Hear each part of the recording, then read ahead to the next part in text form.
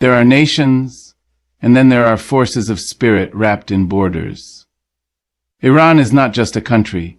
It is a poem written in ancient ink, a rhythm echoing across deserts, mountains, and minarets. It has been tested by fire, battered by sanctions, silenced by propaganda, but it has never bowed. Let us rise together now and speak of resilience. Let us lean into truth and ask the question, why is Iran the one country the West cannot defeat? When a people know who they are, deep in their marrow, in their dreams, in the echoes of their grandmothers' voices, they become unshakable. That is the secret the world keeps forgetting about Iran. It is not merely a stretch of land, bordered by mountains and seas. It is the living memory of a civilization that predates its conquerors. You may not see it in the headlines or in the narratives shaped by those who wish to dominate, but if you listen closely, you will hear it in the silence between the prayers, in the music playing quietly behind shuttered windows, and in the way an elder walks through the bazaar with pride stitched into every step. Iran remembers. That is why it cannot be broken. The West may wield its weapons and write its reports, but Iran remembers who it is. It remembers the golden days of Cyrus and Darius, the verses of Ferdowsi, the mysticism of Hafez, the divine longing of Rumi. It remembers the wisdom carried in the folds of time, when the world was still learning how to build empires and write laws. The West measures power in missiles and banknotes, but Iran measures power in lineage, in culture, in continuity. That kind of power cannot be frozen in a bank account or blown away with a bomb. It powers through pain, finance, and continuity. That kind of power cannot be frozen in a bank account or blown away with a bomb. Iran has been called many things: rogue, radical, isolated. But these are labels put forth by those who do not understand that resistance born of memory is not extremism. It is defense of identity. To forget oneself is a kind of death, but to remember in the face of erasure is life itself. Iran chooses to live by remembering, and memory is a potent thing. It can carry a people through drought, through war, through decades of isolation and demonization. Memory becomes resistance when all else is stripped away, and this is what has frustrated the West for over a century, the inability to make Iran forget.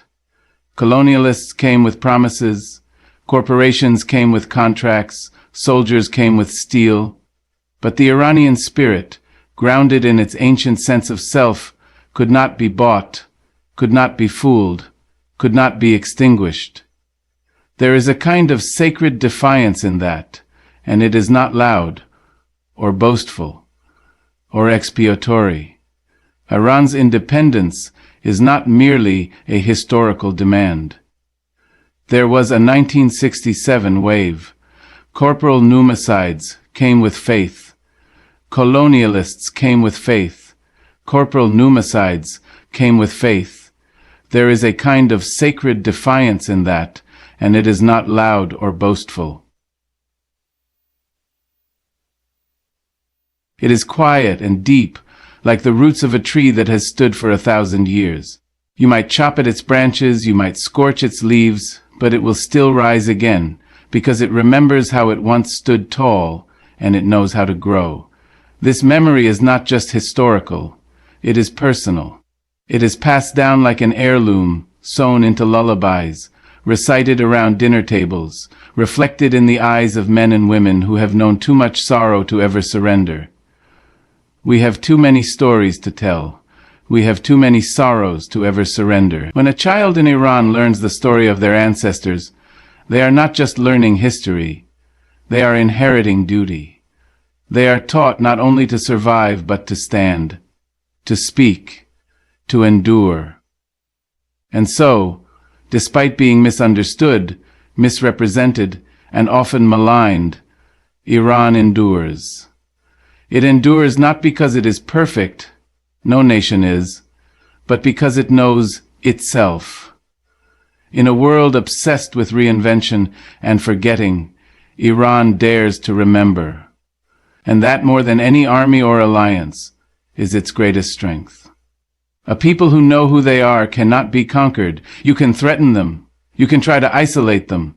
You can rain sanctions like storms, but you cannot defeat them. Because you cannot defeat memory and you cannot defeat spirit, and Iran is both. You can bomb a building, but you cannot bomb belief. You can shatter glass, burn books, silence broadcasts, but the fire that lives inside the faithful cannot be smothered. Iran's faith is not a product of convenience or politics. It is forged in the crucible of oppression. And like steel in the heat of the forge, it only grows stronger under pressure. The West has misunderstood this again and again. It has assumed that hardship would weaken the Iranian people, that economic pressure and international isolation would erode their will. But what the architects of control have never grasped is this: faith that has been tested does not waver, it deepens. It does not collapse, it compacts. It becomes unyielding. From the earliest invasions to the latest sanctions, Iran has been challenged in every way imaginable. Its people have stood in the shadow of empires and superpowers, and yet they have not turned away from their spiritual foundation. That's because their belief is not rooted in ritual alone, but in identity. It is not a mask worn for political gain, nor a tool of conformity. It is the soul of their endurance. It is the reason they rise each morning with purpose, despite decades of economic hardship and political isolation. It is the quiet voice in the heart of the mother praying over her child, the steady hand of the shopkeeper who refuses to close his doors, the whispered verses of sacred texts passed from father to son, mother to daughter, through generations. When the West threatens war, it sees fear. But the people of Iran have already learned to live with the nearness of loss. And what has emerged from that closeness with pain is not submission. It is clarity. It is strength.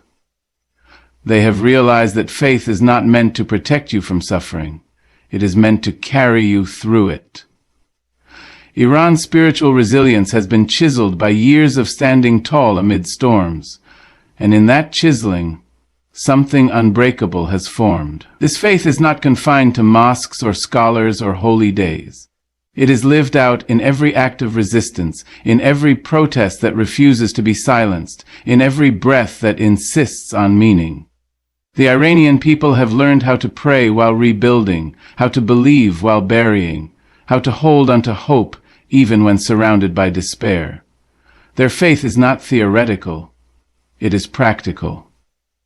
It is as real as hunger and as urgent as survival. And make no mistake, this faith is not blind. It sees the flaws of leaders. It recognizes corruption. It wrestles with injustice. But still, it remains. Because it is older than any regime. It is older than any Western strategy. It is older than oil, older than modern maps, older than the language of sanctions and summits. It is the same faith that sustained their ancestors under Mongol invasion, under colonial manipulation, under monarchy and revolution. It is required to make the country philosophically, morally, ethnically, Christian, Judaism, under monarchy and revolution. It is layered, complex, and deeply rooted. That is what the West cannot defeat. Because no drone, no diplomat, no embargo can extinguish the light that has learned to shine in darkness. Iran's faith has been tempered in the fire, and what has emerged is not weakness, but resolve. It is not a people broken by hardship. It is a people defined by their ability to stand in the middle of it and still believe. That is not naivete, that is power. And that is the kind of power the world cannot conquer. Sanctions can choke a currency, airstrikes can level a city, propaganda can flood the airwaves. But no foreign hand, no matter how powerful, can outlaw a people's culture. Iran's culture is not confined to galleries or textbooks. It breathes in the streets. It sings in the kitchens. It weeps in the poetry that every child learns by heart. This is a culture older than borders, deeper than politics, and more resilient than any assault that comes from beyond its shores. It is a lifeline, a sanctuary, and a weapon all at once. Western powers have often mistaken material poverty for cultural weakness. They have looked at Iran through the cold lens of strategy and overlooked the quiet force of tradition, art, music, and language. But if you walk through the alleys of Isfahan, if you sit beneath the cypress trees in Shiraz, if you taste the herbs simmering in a grandmother's stew, you'll understand that this culture is not a luxury, it is survival. It is identity, wrapped in color and sound and story. You cannot sanction that. You cannot drone it out of existence. Every attempt to isolate Iran politically has only made its people hold tighter to what cannot be taken from them. The sun has the consciousness of the present and the future, and travels each moment forward to the ideal. It forces us to focus on the present and to make politics hold tighter to what cannot be taken from them. While banks close their doors and foreign brands vanish from shelves, the verses of Hafez are still recited with trembling reverence. The calligraphy flows with a grace that no embargo can stain.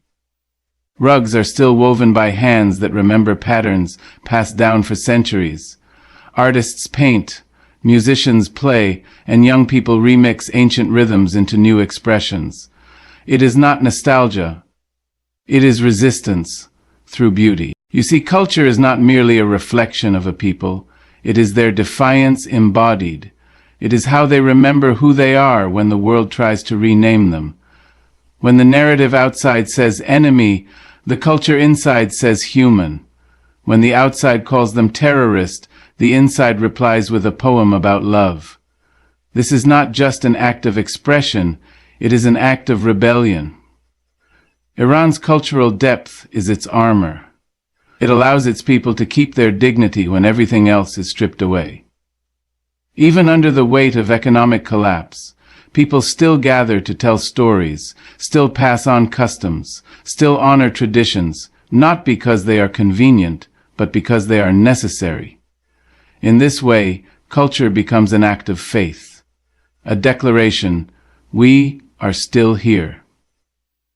Western efforts to defeat Iran have failed again and again because they underestimate the power of this continuity. They focus on leaders, on policies, on military capabilities, but they miss the foundation. And a nation with a living, breathing culture cannot be colonized in the mind, no matter what happens on the ground. You cannot conquer a people who still sing the songs of their ancestors. Culture sustains memory. It shields identity. It turns pain into art and scarcity into creativity. In Iran, every dish, every dance, every pattern on a ceramic tile is a fingerprint of survival. The people do not let go of these things when they are oppressed. They hold them tighter. They teach their children not just to resist, but to remember. And in remembering, they carry the flame forward. So while foreign powers craft new ways to pressure Iran into submission, Iran keeps writing, keeps painting, keeps dreaming. It keeps being Iran. Because culture is the soul of a people, and souls, true, ancient, defiant souls, cannot be defeated. In Iran, resistance is not an occasional act, it is a way of life. It is not sparked by outrage alone, but passed down like a birthright. Every generation is raised not just with memories of past struggles, but with the tools to face their own. Resistance is woven into lullabies, written into school books, whispered in the evening breeze over rooftops. It's not loud, always. It doesn't always look like protest or defiance. It is always whispered. Protest, sometimes whispered. Protest, sometimes whispered. Protest, sometimes whispered. Protest, sometimes whispered. Protest, sometimes whispered. Protest, sometimes whispered. Protest, sometimes whispered. Protest, sometimes whispered. Protest, sometimes whispered. Protest, sometimes whispered. Sometimes, it's as simple as speaking truth in a fearful room. Sometimes, it's a woman walking unveiled through a forbidden space. Sometimes, it's just surviving with dignity when every system is designed to strip it away. This rhythm of resistance is ancient. Iran has faced empire after empire, from Alexander to the Arabs, from Mongols to modern invaders, and in each era, its people adapted. They bent, but did not break. And in that long, difficult dance with power, each generation learned new steps. Some learned to fight with words, others with silence. Some with the ballot, others with the body. But all learned that to be Iranian is not just to live on this land, it is to protect the soul of it. Children grow up hearing stories not only of kings and prophets, but of martyrs, poets, rebels, and teachers who refuse to be silenced. They learn early that power is often unjust, and that justice often demands sacrifice. That awareness matures with them, so when they face injustice themselves, as students, as workers, as women, as minorities, they do not ask if they should resist, they ask how. And the answer is never just one way. Resistance in Iran is complex, sometimes contradictory. It might take the form of public protest, or it might hide in the layers of satire in a play. It might shout through chants in the street, or whisper through metaphors in a poem. But it always moves, always adapts, always survives. The West keeps waiting for Iran to collapse under pressure. What it doesn't understand is that the pressure only sharpens the tools of resistance. It passes them from one hand to the next. It teaches the young to stand where their elders once fell, and to keep standing, no matter how long the night lasts. The West has never truly seen Iran, not as it is, but as it lives, breathes, and believes. That blindness is not accidental. It is the result of arrogance, of centuries spent assuming that any culture not molded in its image is somehow lesser, somehow irrational, or somehow in need of saving. And so, when the West looks at Iran, it often sees only a threat, a puzzle, or a problem to solve. It does not see the soul of the people. It does not hear the heartbeat of the land. And because it does not respect what it cannot understand, it continues to fail. Iran is not easily categorized. It is not just Islamic, not just Persian, not just revolutionary or traditional or modern. It is a complex, layered identity, one that shifts like desert winds, that holds contradiction with grace. And because of this complexity, foreign powers that rely on simple narratives cannot grasp its depth. They misread gestures, misunderstand motivations, and mistake resilience for aggression. They come with plans built on statistics and assumptions, and then are shocked when those plans crumble against a wall of spirit they did not account for. Empires often fall into this trap. They think power is about force, about money, about fear. But Iran has lived under the heel of empire before, many times. And it knows that true power comes from knowing who you are and refusing to be made into someone else. The West has tried to divide Iran, to destabilize it, to reshape it. But how can you divide what does not rely on your approval to exist? How can you defeat a people who do not need your validation to believe in themselves? Every time the West looks at Iran through its narrow lens, it fails again. It mistakes defiance for weakness. It interprets dignity as hostility. And in doing so, it plays a game it does not even understand. Iran has survived not by mimicking its enemies, but by staying rooted in its own truth. It is not interested in being a Western success story. It is not waiting for anyone's permission to thrive. Until the West learns to see Iran with honest eyes, it will always be outmatched, because you cannot win against a soul you never bothered to understand. There is a kind of strength that cannot be bought, borrowed, or stolen. It is not measured in missiles, nor counted in dollars. It lives in the spirit of a people who refuse to sell their soul, no matter how high the offer or how cruel the threat. That is the spirit of Iran. Through years of sanctions, blockades, foreign pressure, and internal struggle, one truth has remained unshaken. Iran's essence is not for sale. Many have tried. Foreign powers have dangled promises of prosperity, political favor, and global acceptance. If only Iran would bend. If only it would trade independence for convenience. If only it would forget its history, silence its voice, erase its pride. But Iran has refused. Not because it enjoys hardship, but because it understands that dignity, once sold, is never fully recovered. Because it understands that dignity, once sold, is never fully recovered. A nation that sells its soul to avoid discomfort may gain temporary peace, but it loses the very thing that makes peace meaningful. The people of Iran have endured isolation not out of ignorance, but out of conviction. They know what they are giving up, and they know what they are holding on to. They have seen nations open their gates to foreign influence and lose themselves in the process, cultures diluted, sovereignty compromised. Decisions made in distant rooms by distant hands. Iran has chosen a harder road, but it is a road that keeps its identity intact. This defiance is not rooted in pride alone, it is rooted in love. Love for the land, for the language, for the stories carried across generations. That love has created a bond between people and nation that cannot be severed by political schemes or economic warfare. Even those who disagree with their government often still refuse to see their country bowed before outside power. The disagreement ends where the threat of domination begins, and so Iran remains standing. Imperfect, yes. Struggling, yes. But standing. Because its spirit has not been purchased, parceled, or tamed. It is not looking to be saved or shaped. It is looking to be left whole. That is why Iran cannot be defeated, because its soul has not been sold. And no empire, however vast or powerful, can take what a people refuse to give.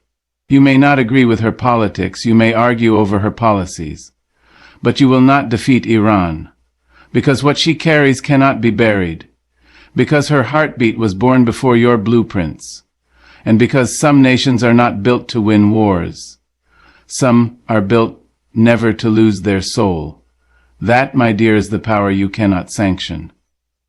That is the country you cannot defeat.